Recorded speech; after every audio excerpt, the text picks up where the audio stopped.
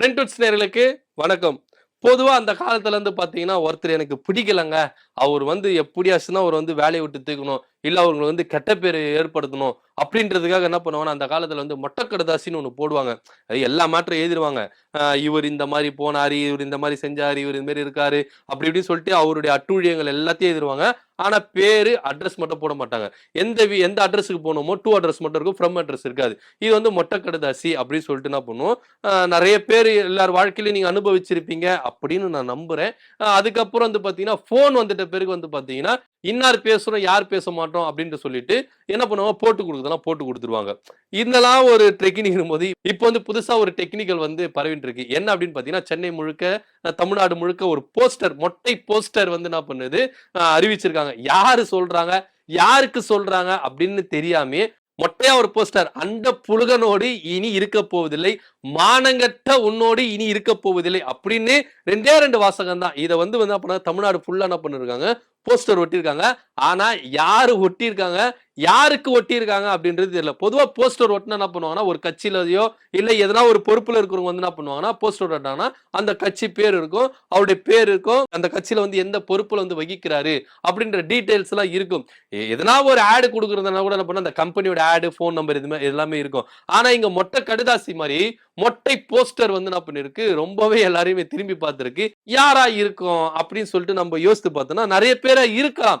ஆனா நம்மளுக்கு எல்லாருக்குமே பளிச்சுன்னு ஒண்ணு தோன்றது யாரு அப்படின்னு பாத்தீங்கன்னா, சமீப காலமா ரொம்ப பேசும் பொருளா இருக்கிற சீமான் அவர்கள் தான். அவரை தான் என்ன பண்ணாங்க, டார்கெட் பண்ணிருக்காங்க. ஏன் அப்படின்னு பாத்தீங்கன்னா, சீமான் அவர்கள் விஜய் கட்சி ஆரம்பிச்சு அவருடைய மாநாடு நடத்தினார்ல, மாநாடு அக்டோபர் 27க்கு முன்னாடி சீமான் ரொம்ப பேசப்பட்டாரு.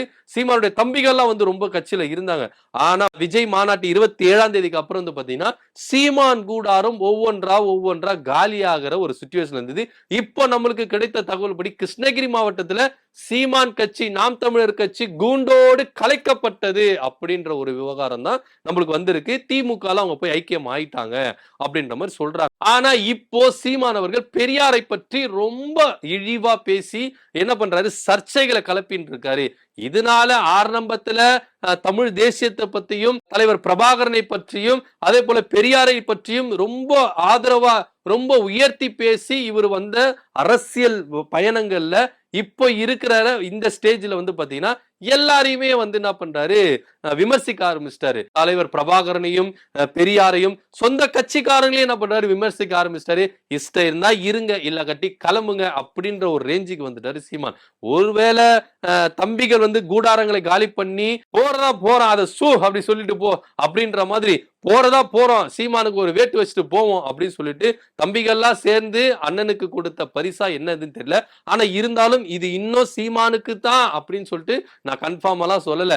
ஒருவேளை இருக்கலாம் அப்படின்னு தான் நான் சொல்றேன். ஏன் அப்படின்னு பார்த்தீங்கன்னா, நாட்டோட நலம் அப்படி போயின்னு இருக்கு, அண்ணன் சீமானுடைய நடவடிக்கைகளும் அப்படி போயின்னு இருக்கு அப்படின்றதுல எந்தவித மாற்று கருத்து இல்ல. சோ அந்த புழுகனோடு இனி இருக்க போதில்ல, மானங்கட்ட உன்னோடு இனி இருக்க போதில்ல அப்படின்ற போஸ்டர் யாருக்கா இருக்கும் அப்படின்னு நீங்க என்ன நினைக்கிறீங்கன்றதை கீழே கமெண்ட் பண்ணுங்க. நன்றி, வணக்கம்.